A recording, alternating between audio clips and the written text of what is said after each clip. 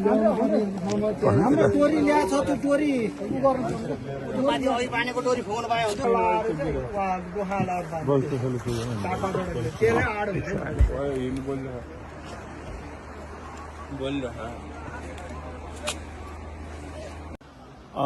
पोखराबाट काठमाडौँतर्फ जाँदै गरेको ग2 ख 1421 नम्बरको यात्रुवाहक बस अहिले बिहान 1 बजेर लगभग 15-20 मिनटको बीचमा बेनीघाट रोराङ गाउँपालिकाको चरौदी नजिकैबाट त्रिशुली नदीको किनारमा खसेको छ।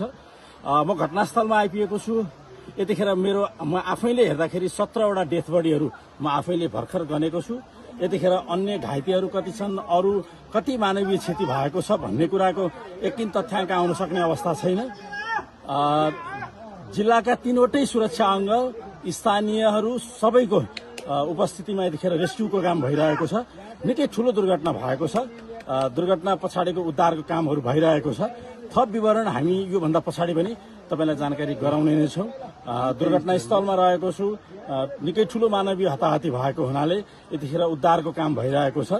यहाँका स्थानीयवासीहरू, सुरक्षाका 3वटै अङ्ग यो दुर्घटनास्थलमा छ।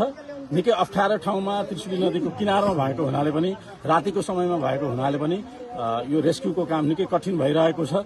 त्यसमाथि सुरक्षा निकायसँग अथवा उद्धार सामग्रीहरू कुनै पनि तहमा पर्याप्त नहुँदाखेरि पनि अलिकति अप्ठ्यारो भइरहेको हामीले महसुस गरिरहेका छौं।